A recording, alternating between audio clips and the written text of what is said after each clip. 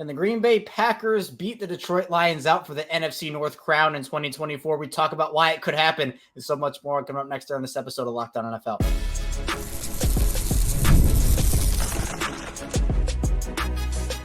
You are Locked On NFL, your daily NFL podcast. Part of the Locked On Podcast Network, your team every day. Welcome into another edition of the Locked On NFL podcast, your daily NFL podcast. I'm your host, Kevin Oestreicher. I'm the host of Locked On Ravens and one of the many NFL experts here on our network, the Locked On Podcast Network, your team every day. Thank you so much for being here today and making Locked On NFL your first listen each and every day and a part of your day in general here. Be sure to subscribe to us video form and audio form for 5 days a week of your daily NFL content. Today's episode of Locked On NFL is brought to you by LinkedIn. LinkedIn Jobs help you find the qualified candidates you want to talk to faster. Post your job for free at linkedin.com/LockedOnNFL. That's linkedin.com/LockedOnNFL to post your job for free. Terms and conditions apply. We are back here bringing you the biggest stories throughout the NFL on Monday. Training camps kicking off for team after team. Football is back in the air. And on today's show, we're going to be talking about if the Green Bay Packers can overtake the Detroit Lions for the NFC North crown and why it is certainly possible that it happens. We'll talk with Bukowski of Locked On Packers in the first segment about that, plus Kenny Clark's extension and more on Jordan Love's potentially being next. Then in the second part of the show, we'll move over to another NFC North team, the Chicago Bears. Lorin Cox of Locked On Bears will talk to us about Caleb Williams signing his rookie deal and the very interesting things that he ended up requesting in that deal that ended up being denied. And finally, we'll talk with Ross Jackson of Locked On Saints. The Saints staying busy, a plethora of moves. We'll get into those with him in the final part of the show. But any further ado, let's first get into our conversation with Peter Bukowski of Locked On Packers.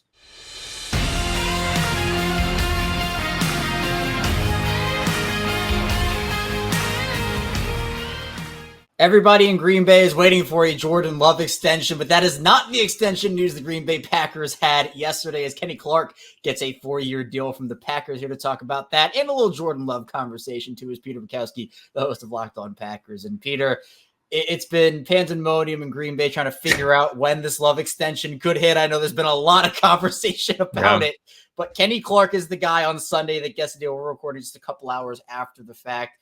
4-year mega extension. Was this expected for you, and what do you think of the value Green Bay got here? You know, it's interesting because the Packers just do not hand out third contracts. It is very rare for them to hand out third contracts to any player who's not future Hall of Fame level, or at least Packers Hall of Fame level. And so like David Bakhtiari got a third contract. Once upon a time, Chad Clifton got a third contract. Of course, Aaron Rodgers got a third contract. But this was something where you go, he's only 28. So a 3-year deal, like he's going to be in his early 30s when this contract is done. He probably will get another deal somewhere. He's going to get that like Danico Autry deal. He's going to get one of those like 1-year 8s when he's done with this contract probably. And it will probably not be in Green Bay. I'm sorry to disappoint Packers fans. But what is also interesting about this to me, Kevin, is it came in much, I don't want to say much, materially lower than I thought it was going to be. When you see what Christian Wilkins got, I mean, he's now the 10th highest paid defensive tackle behind guys like Derek Brown, who I just think he's better than Derek Brown. And so to get even at, he's 28, but the wear and tear, I understand that's part of it, but he's coming off his best season ever as a pass rusher. And this Jeff Hafley defense that he's coming into, he is such a good fit for it because he is someone who, yes, as a nose tackle, he can just eat blocks if you need him to. Stand up against a double team, don't get washed out on the run game, and rush the passer. He can do that. You want to line him up as a nose tackle on first down, and the opposing team drops back to pass, he is going to bully that center into the backfield in passing situations.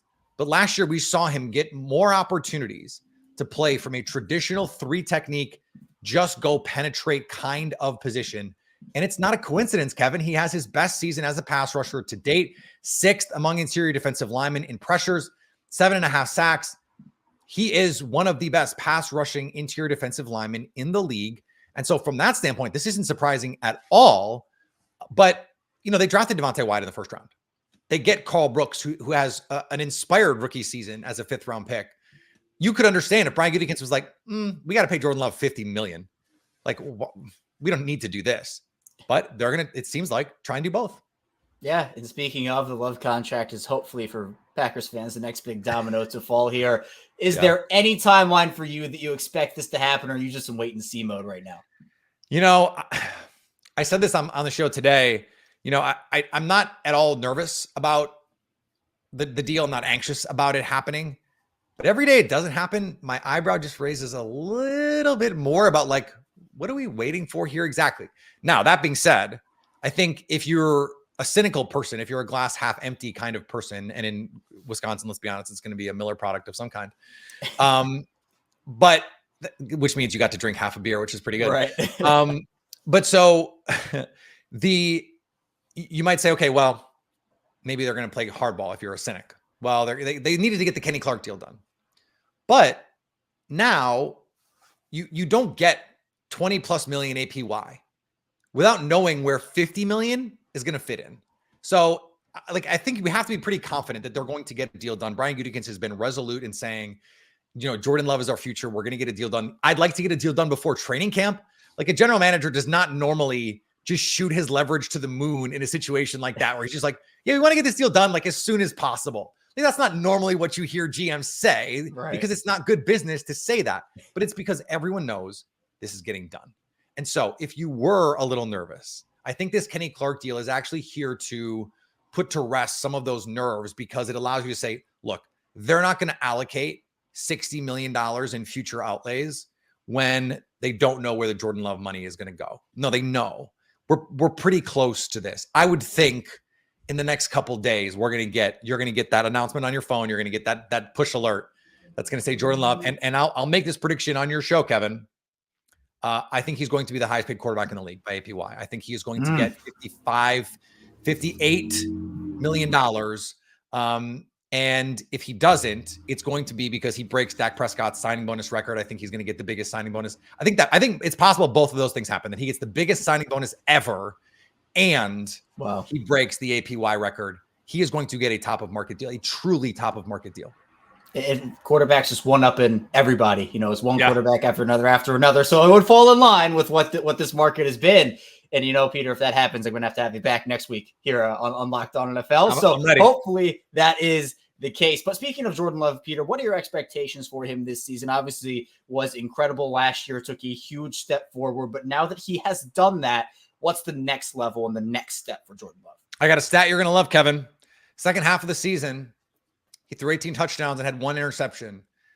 There have only been two players in their first seasons as full-time starters who had any stretch of games, 8 games, where they had a stretch that good, that productive. Patrick Mahomes and a guy you may have heard of, Lamar Jackson.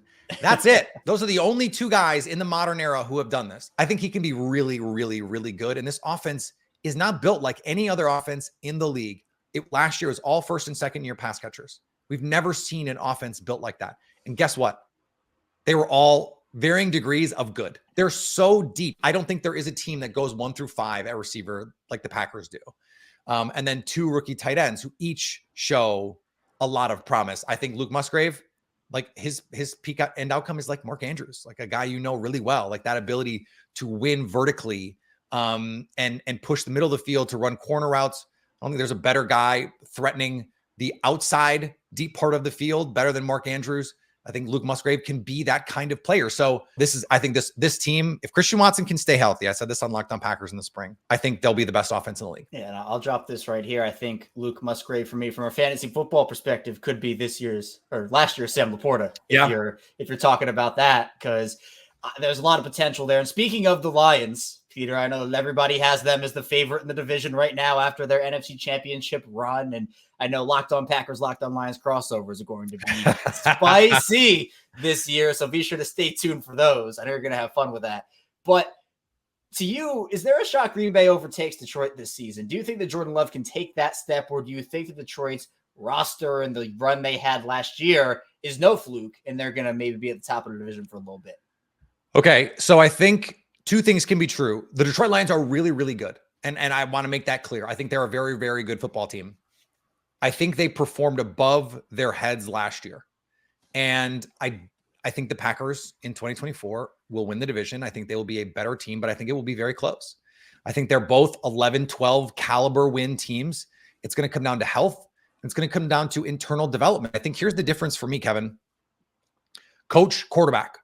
Okay, who do you think is the better coach? Who do you think is the better quarterback? I think Matt LaFleur is the better coach. And I think in 2024, Jordan Love will be the better quarterback. And so to me, that's the difference. And then you look at their young players. Where are they going to develop? What did Detroit really need? Well, they needed a corner, a secondary pass rusher, and a secondary pass catcher. They go out, they do basically nothing to bolster that pass rush. They do basically nothing to bolster their receiving room. In fact, they lost Josh Reynolds, who was a clutch first down machine for them in terms of like first downs per reception. He's top 10 in the league last year. We've seen nothing out of Jameson Williams that suggests he can do that he can be that guy, for as much as I liked him coming out of the draft. So I think the opportunities for improvement for the Packers, their core players, we know, improvement is not linear, but they have more avenues for improvement internally than the Lions do. But that means Jordan Love can't sophomore slump. That means you need Christian Watson to stay healthy. It means you need Jeff Hafley to be an improvement over Joe Barry. And that's a lot of question marks too. So I understand anyone who's going to pick the Lions over the Packers, but I just think from a path to development, a path to being better than they were last year, the Packers path to me is just so much more obvious. Peter is great. And for more on Peter, check him out over at Locked On Packers and Locked On Sports Today, part of the Locked On Podcast Network, your team every day. Coming up in the second part of the show, we'll talk with Lorin Cox of Locked On Bears about Caleb Williams signing his rookie deal, Bears expectations, and more. Stay tuned, plenty to talk about on the show.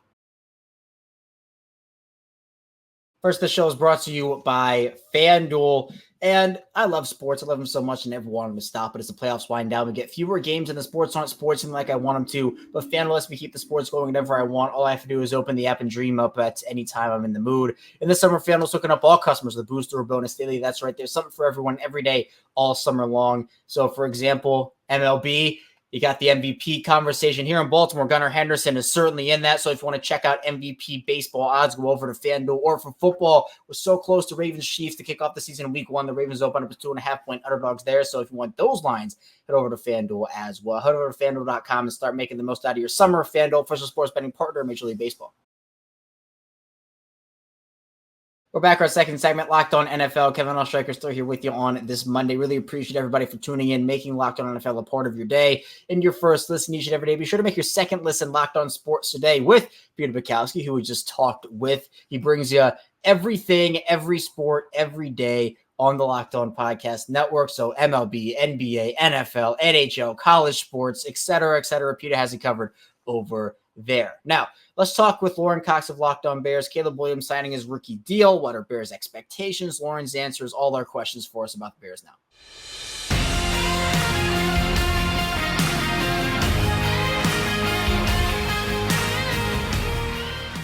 The Chicago Bears officially signed Caleb Williams to his rookie contract. Here to talk about that and more Chicago Bears with me is Lorin Cox, the host of Locked On Bears. And Lorin, obviously, Caleb Williams, the hopeful new future of the franchise in Chicago, officially locked up long-term, but there were some reports about some things that Caleb asked for in that deal that you don't typically see in rookie contracts. Now, Caleb was the number 1 overall pick.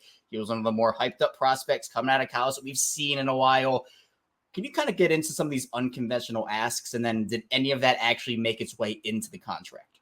Yeah, so it's important to note on the front end that Caleb Williams does not have an agent and is representing himself throughout this process, which gave it a lot of room for more volatility or just, unique aspects like it ended up playing out that way. Obviously didn't end up getting delayed or anything. He was signed on time. There was no holdout or any real controversy there, but there was, like you said, some things that you don't hear a lot about coming out of rookie contracts. I mean, things like tax loopholes or benefits where he wanted to be paid as an LLC, so that like he would form an LLC and then have his salary paid to that instead of him getting paid directly, so that he would then, instead of like paying direct income tax on the salary, he would pay a payroll tax from the LLC that in theory would be a lower tax amount on the contract, so he would get to keep more of the money. He also, the Bears said, NFL says we can't do that. It's against the CBA. So Caleb said, okay, could you pay me as a forgivable loan that, again, you're not taxed at the same rate if it comes in as a forgivable loan, that it's not direct income payment. It's a loan. And I'm not a tax expert by any means, but trying to find these ways to try and save a little bit of money here and there on a big rookie contract. And I think with Caleb being the number 1 overall pick, he has the kind of leverage to ask for this. Like not only the number 1 overall pick, but the consensus, everybody wanted this guy type of quarterback, plus not having an agent. And then the other more conventional ask was that he wanted a clause in there that he could not be franchise tagged after his rookie contract was up. And that was one where I think that's something you could include in a rookie contract. But the Bears said no. And I think that was a feeling of like not wanting to set a precedent there, because I don't think any rookie has ever gotten that. Other players can get that on a veteran contract, but no rookie has got it. I don't think the Bears wanted to be the first team that gives the first rookie that, so that next year's number 1 overall pick is going to ask for the same thing. And it sets that precedent that just becomes messy. So in the end, he didn't really get any of the super unconventional things that he asked for, but I think that helped him get all the more conventional things he asked for. If he sets the anchor there and they say no to all that stuff, okay, well, you turned down all that stuff, so then can you give me this stuff instead? And I think that way everyone ended up still being happy. Yeah, see, now I'm curious to see if there is a long-term extension between the Bears and Caleb Williams, maybe what he'll ask for when it comes to that. But obviously, Lorin, that's a long way down the line. Now, Bears kicked off training camp, and it's great the football is now officially back, and we're getting closer and closer to the season. Are there any notes that you have from Bears training camp based off of what you've seen and what you've heard, guys who have impressed so far, guys who are looking good, anything in that realm? Yeah, I mean, it's still early, obviously, so we're not trying to get too ahead of ourselves in declaring, player is back or player is going to struggle or whatever. But I think it's been pretty normal progression for Caleb Williams, right? Like threw an interception at practice, and it's like, oh no, but like rookie quarterbacks are going to throw interceptions sometimes. He was trying to force a ball. He kind of sidearmed it on a 3rd down in a 2-minute drill. Like they were trying to really, push the ball a little bit there. And it was a great play by the Tyreek Stevenson, the young cornerback there. So like no one's panicking about, oh no, Caleb Williams makes a mistake, but clearly accelerating the connection with Keenan Allen throughout this process. They spent some of the offseason in a hotel together and hanging out all the time, talking ball, working through plays. He hosted a couple of throwing sessions out in LA where quarterback gets the receivers together, and all the signs have been, hey, that helped really advance this development and get him where early in OTAs and stuff, he was having some issues with the cadence and just kind of delivering, a pro style offense in that way. But a lot of that has really been shored up now. And I think they're able to now dial it up a little bit more in terms of getting into the complexities of the offense and not just sort of the base install foundational plays. And I think to me too, you're right. We're not going to declare winners and losers here so early on in a training camp, but normal progression is good. And speaking of that, Lorin, are there any underrated names on this Bears team, maybe offensively, defensively, that you think the rest of NFL fans should know as we kind of go through this process and maybe could make a name for themselves as the season goes on? I will say in all this Bears roster is fairly established right now in terms of like there aren't a lot of competitions for starting jobs, right? It's not like, okay, this guy is going to win the job here and then he's going to be the name that you need to know. But I think the one that everyone is watching really closely in Chicago is the 3-technique defensive tackle, Gervon Dexter. He was their 2nd-round pick last season out of Florida. Very raw prospect, but incredible physical tools. He's like 6'5", 300 some odd pounds, and moves really well for a guy that size. They need him to step up and be their top interior pass rusher this season, but they very much had to retrain his mechanics and kind of build him back up from the ground level last season. And so they're counting on him to take a big step. He came into training camp, and you always hear it in the offseason, right? Best shape of his life or whatever. But like he's a 300-pound defensive tackle who did the conditioning drills with the defensive ends. So there's something to be said about his physical tools, but at the same time, his physical tools were always his strengths, right? It's the technique and it's the consistency that still needs to improve. And we got to see him get pads on and actually do that. But that's who the Bears are really counting on to take that next step. Although, to be honest with you, I'm skeptical that that's going to happen with to match the kind of hype he's getting so far. Right. And I know too, in the NFC, Lorin, there's a lot of conversation about just, you got teams like the 49ers, the Cowboys, the Eagles, and all those top teams, and also Detroit, who again is favored to win the NFC North this year. But there are some spots in the playoffs that are certainly available. Now, Caleb Williams being rookie, we have seen rookie quarterbacks lead their teams to the playoffs and go on great runs. And you mentioned that this Bears roster, they do have established pass catchers like Keenan Allen and obviously DJ Moore, who they got last season. They bring in DeAndre Swift, and this offense in general could make some noise if Williams can exceed or even just get to general level of expectations. Do you think that there is a realistic shot that he can lead this Bears team to maybe a wild card spot? Or do you think they maybe need one more year or two? Yeah, I think a wild card spot's not an unreasonable goal or even expectation. Maybe not specifically wild card spot, but like last season, 9-8 got the 7th seed for the Green Bay Packers. I think 9-8 is a reasonable goal or expectation for this Bears team to reach. I could see there being a tiebreaker situation where, okay, they technically missed the playoffs, kind of like the Seahawks and the Saints did last year at 9-8, but like to be like right in that conversation where week 17, week 18, like those wins or losses determine whether or not this team gets in the playoffs, and they're right in that conversation. And maybe rookie season, they're not there yet, or they sneak in as a 7th seed, but then really don't get past the first round. But that to me feels like a reasonable spot to start with Caleb, because I think this team is geared up to start winning sooner rather than later, and they'll go as far as Caleb can carry them this year. Lorin is incredible with the Bears insight, and for more on Lorin, you can check him out over the Locked On Bears podcast, part of the Locked On Podcast Network. Here, your team every day. Coming up in the final part of the show, Ross Jackson of Locked On Saints will be joining us to talk about Alvin Kamara, Ryan Ramczyk, Rashid Shaheed, and a lot more. Stay tuned, plenty to talk about on the show. First, this show is brought to you by LinkedIn. When you're hiring for your small business, you want to find quality professionals that are right for the role. That's why you have to check out LinkedIn Jobs. LinkedIn Jobs has the tools to find the right professionals for your team faster and for free. And for me, I've had a ton of great experiences over on LinkedIn, whether it's being able to connect with people, network with people, look for jobs, find jobs. LinkedIn is the place to be. And LinkedIn isn't just a job board. LinkedIn helps you hire professionals who can't find anywhere else, even those who aren't actively searching for a new job but might be open to the perfect role. And in a given month, over 70% of LinkedIn users don't visit other leading job sites. So if you're not looking on LinkedIn, you're looking in the wrong place. On LinkedIn, 86% of small businesses get a qualified candidate within 24 hours. Hire professionals like professional on LinkedIn. LinkedIn knows some small businesses are wearing so many hats and might not have the time and resource to hire. 2.5 million small businesses use LinkedIn for hiring. Post your job for free at linkedin.com/LockedOnNFL. That's linkedin.com/LockedOnNFL to post your job for free. Terms and conditions apply. We're back, our final segment of Locked On NFL. Kevin Ostreicher still here with you on this opening edition of the week episode of the show. Be sure to subscribe, follow along, video form and audio form again for NFL content daily here on Locked On Podcast Network, your team every day. Well, let's talk with Ross Jackson of Locked On Saints. Alvin Kamara updates, Ryan Ramczyk updates, Rashid Shaheed updates. We have a lot coming to you next year on Locked On NFL.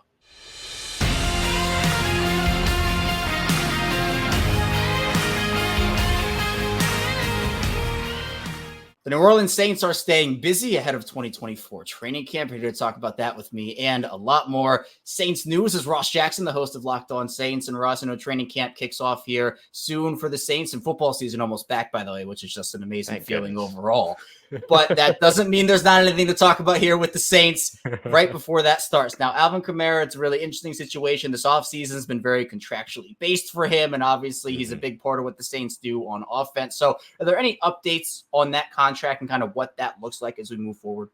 Yeah, it's been a really interesting story to track. And, look, he's a big part of what the New Orleans Saints do. He's going to be an even bigger part of what they're trying to do in 2024, especially with this new wide zone offense coming in to New Orleans. Kevin, there's not really any update in terms of like changes or anything like that, but I think that itself is the update. I don't know if you agree with me or not, but typically bad news travels fast. So the fact that this has stayed quiet going into New Orleans Saints training camp is probably best case scenario for a lot of Saints fans, because boy, if it wasn't going well, you'd see the public posturing, you'd see the public negotiations taking place, all that kind of stuff. There was one cryptic tweet from Alvin Kamara, who himself has even commented on his own cryptic tweets in the past, saying, things like, yeah, that's not what I meant. Don't take that out of context, stuff like that. So I'm assuming that this is the same thing. But outside of that, really kind of no news is good news, I think, in this situation. I don't think with the Saints veterans reporting on Wednesday that this deal, Wednesday the 23rd, I don't think that any contract stuff is going to be taken care of by then. That's not a bad thing to me. I figure you want to be in the same vicinity when you're having these conversations. That allows them to be in the same vicinity and then try to get some of these deals done within the first week or two of training camp is what I would expect between the New Orleans Saints and their star running back. So would you be shocked if this went past that? I mean, what would your reaction be if this ended up going into the season? I think it's a little bit of a panic button situation, right? Like if it goes all the way into the season, then you might be talking about, some bigger issues here. I would say that if this hasn't seen any progress within the first 2 weeks or so, that it might be time to start hitting the panic button on this situation a little bit. But I think in any case, there's just really not a lot of examples of stuff like this not getting worked out. Alvin Kamara and his camp, they're not going to be 100% happy with whatever the final resolution is. The New Orleans Saints won't be 100% happy with what the final resolution is. That's negotiating. That's the way that this is going to work. And that's kind of best case scenario between the two parties. Yeah, no one gets 100% their way. That's just how it goes. Right. You're exactly right there. But let's move on. Still sticking with the offense, Ross. Ryan Ramczyk, there was a move to the reserve PUP list that officially ends his season. For you, what's next here? Is there any shot that he returns next year? Are you pretty sure this thing could be over? And what's the state of the Saints offensive line with him now down? Yeah, you know how sometimes when a new restaurant is opening up in a city, they have a soft opening for friends and family only? Mm-hmm.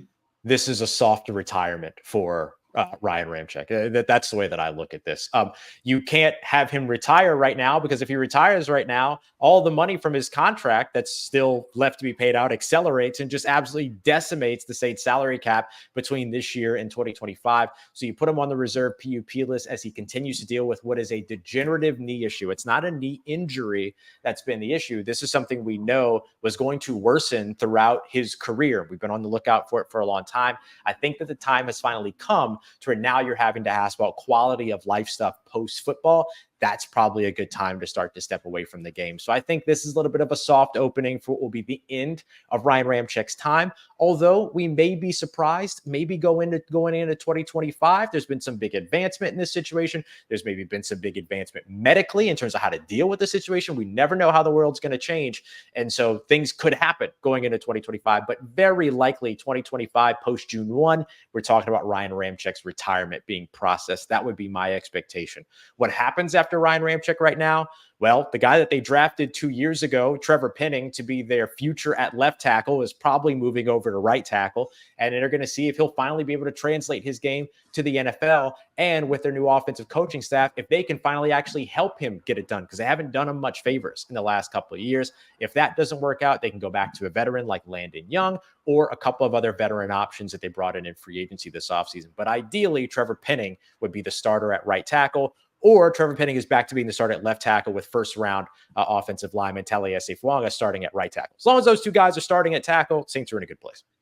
And even more offensive news for the Saints, Ross. Rashid Shaheed ends up signing a 1-year extension with the Saints. And guess what? The Saints and their salary cap, the Saints are moving money around. We've talked about it, you and I, extensively on Locked On NFL. I know you have on Locked On Saints too.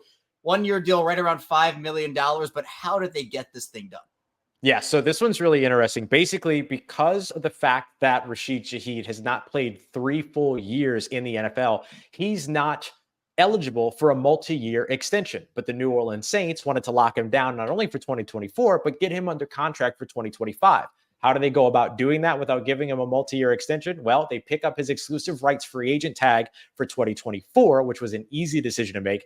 Then they give him a 1-year extension in 2025 that will come out just above where the RFA tender, maybe a second-round RFA tender, would end up, a restricted free agent tender would end up. So this is effectively how the Saints give a 2-year deal by giving a 1-year deal and save a whole bunch of money doing it, because that ERFA, or exclusive rights free agency tag, is less than $1 million for 2024 for their wide receiver too. So that's how they got it done. They do less than $1 million for this year, 5.2 in 2025. And honestly, Kevin, I wouldn't be surprised if there's another extension multi-year that might end up pushing some more of that money down the road if 2024 goes well. Ross is great. And for more on Ross, you can check him out over at Locked On Saints and right here on Locked On NFL, part of Locked On Podcast Network, your team every day. That's all I have for you here today, though, on Locked On NFL. Thank you so much for tuning into the show. One more time, be sure to like the video on YouTube, subscribe over on YouTube as well. You can follow along, subscribe in audio form as well, however you prefer to listen to your podcast. Coming up tomorrow, more NFL content for the Tuesday. Host, be sure to stay tuned. We'll see you right back here tomorrow on Locked On NFL.